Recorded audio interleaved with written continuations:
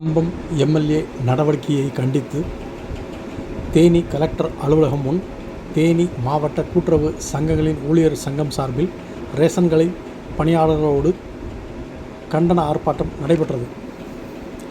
தேனி மாவட்ட கூட்டுறவு சங்கங்களின் ஊழியர் சங்கம் சார்பில் மாவட்ட தலைவர் சண்முகம் தலைமையில் தேனி மாவட்ட ஆட்சியர் அலுவலகம் முன் கம்பம் சட்டமன்ற உறுப்பினர் ஜெகநாத் மிஸ்ரா ரேஷன் கடை ஊழியர் மீது எடுத்த நடவடிக்கையை கண்டித்து கண்டன ஆர்ப்பாட்டம் நடைபெற்றது.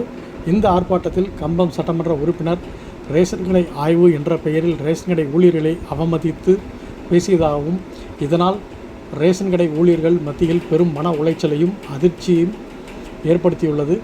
எனவே ஆய்வு செய்தல் உரிய அதிகாரிகளிடம் தெரிவித்து சரி செய்ய வேண்டுமே தவிர நேரடியாக ரேஷன் கடை ஊழியர்களை அவமதிப்பதை எதிர்த்தும், ரேஷன் கடைகளில் அனைத்து பொருள்களும் பாக்கெட் முறையில் கேரள அரசு போல் வழங்க உரிய நடவடிக்கை எடுக்க வேண்டுமென கண்டன கோஷங்கள் எழுப்பி ஆர்ப்பாட்டத்தில் ஈடுபட்டனர்.